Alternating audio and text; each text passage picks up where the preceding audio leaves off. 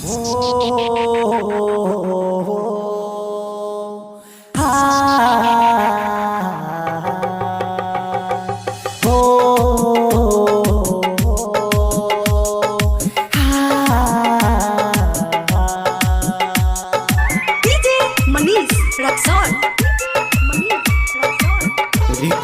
by Jyoti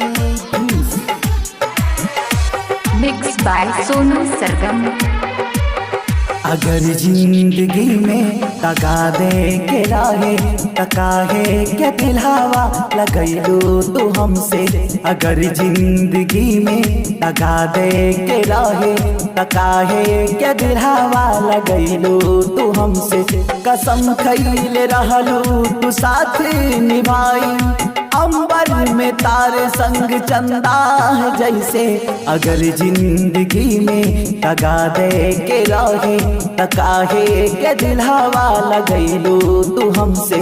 कसम खैले रहलू तू साथ निभाई अंबर में तारे संग चंदा है जैसे।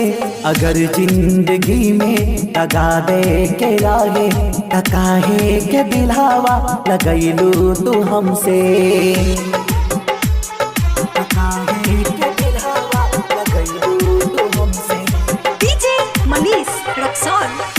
Mixed by Sonu Sargam।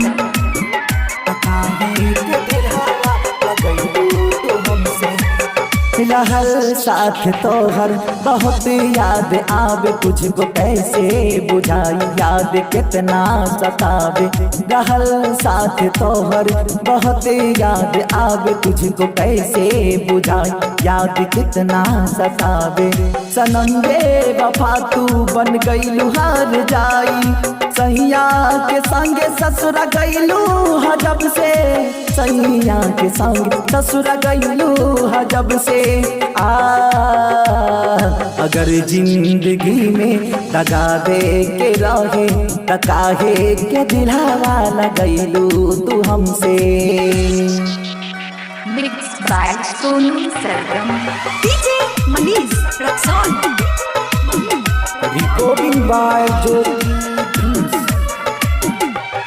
तकाहे के दिलावा लगैलू तू हमसे।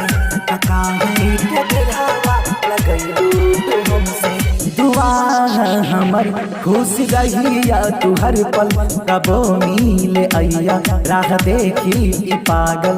दुआ हमर खुश रहिया तू हर पल कबो मिले अइया राह देखी ई पागल। जब मर जाई बबलू कफन लेके अइया जब हम चिता पर तू आगिया लगैया। जब हम चिता पर तू आगिया लगैया। अगर जिंदगी में दगा दे के रहे तकाहे के दिलावा लगैलू तू हमसे। कसम खैले रहलू तू साथ निभाई अंबर में तारे संग चंदा है जैसे। अगर जिंदगी में दगा दे के रहे तकाहे के दिलावा लगैलू तू हमसे। तकाहे के दिलावा लगैलू तू हमसे। तकाहे के दिलावा लगैलू तू हमसे। तकाहे के दिलावा लगैलू तू हमसे।